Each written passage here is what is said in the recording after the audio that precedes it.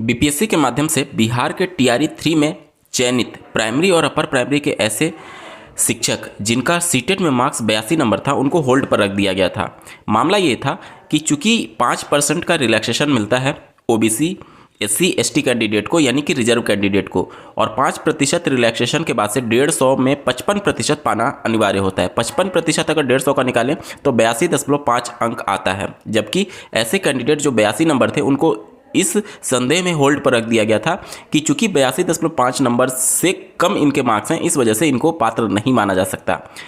उसको लेकर के एक आरटीआई दाखिल की गई सीबीएसई के पास, क्योंकि सीबीएसई ही वो संस्था है जो कि सीटेट की परीक्षा का आयोजन करती है।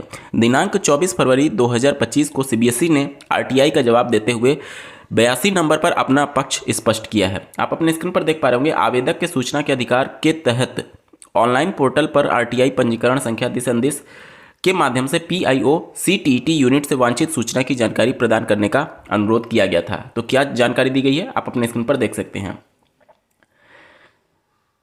सूचना के अधिकार अधिनियम के तहत आवेदक के ऑनलाइन पोर्टल संख्या दिशानिर्देश में वांछित सूचना हेतु उपलब्ध जानकारी जन सूचना अधिकारी द्वारा आरटीआई के नियमानुसार आवेदक को दिनांक 6 फरवरी 2025 को दे दी गई थी, परंतु आवेदक ने उसके अलावा दूसरी जानकारी जानने के लिए ऑनलाइन पोर्टल के माध्यम से इस कार्यालय के प्रथम अपीलीय प्राधिकारी को अपील की, जिसकी अपील संख्या दिशानिर्देश है, जो कि इस कार्यालय में 11 फरवरी 2025 को पोर्टल के माध्यम से प्राप्त हुआ। अब यहाँ पर एक बार इनको जवाब दिया गया था जिन्होंने आरटीआई दाखिल किया है, तो वो उस जवाब से संतुष्ट नहीं थे और क्लैरिटी चाहते थे, तो उन्होंने पहली अपील की थी। आप एक जवाब से संतुष्ट नहीं होते हैं तो पहली अपील के बाद दूसरी अपील भी कर सकते हैं। तो पहले जवाब के बाद ये पहली अपील थी, जिसके संदर्भ में ये पत्र लिखा गया। देखिए, 11 फरवरी 2011 के अनुसार टीईटी में परीक्षा में 60% या फिर उससे अधिक पाने वाले प्रत्याशियों को टीईटी पास के रूप में माना जाता है, तथा अधिसूचना 30/11/2012 के अनुसार आरक्षित श्रेणियों जैसे कि अनुसूचित जाति, अनुसूचित जनजाति, अन्य पिछड़ा वर्ग व शारीरिक रूप से विकलांग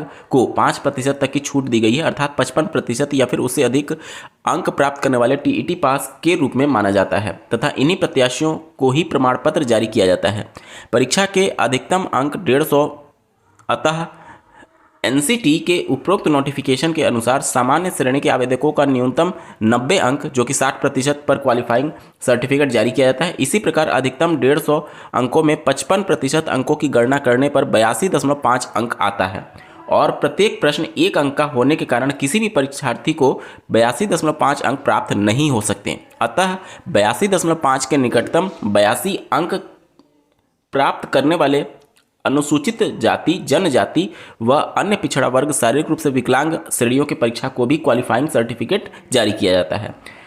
तो इससे आप समझ चुके होंगे कि जो 82 नंबर को लेकर के विवाद था वो कोई विवाद ही नहीं है, क्योंकि एनसीटी ने पहले ही अपने नोटिफिकेशन में ये बातें मेंशन क्लियर करके रखी हुई हैं कि चूंकि एक नंबर का ही प्रश्न होता है और 1 नंबर से कम कोई प्रश्न है नहीं, निगेटिव मार्किंग है नहीं, तो 82.5 नंबर आने का तो सवाल ही नहीं है, मतलब 55% जो मामला है उसको लेकर के, और उसके निकटतम ये क्वालिफाइंग मानते हैं, यानी 82.5 के निकटतम 82 अंक को ये क्वालिफाई मानते हैं। एनसीटी ने ये पूरी तरीके से स्पष्ट कर दिया है। तो जो भी विवाद था वो पूरी तरीके से क्लियर हो चुका है। अन्य राज्य के जो भी अभ्यर्थी थे जो इस बात को लेकर के संशय में थे, उनके भी अब संशय को एनसीटी ने दूर कर दिया है। इस वीडियो को देखने के लिए आपका बहुत बहुत धन्यवाद। भगवान करे आपका दिन शुभ हो।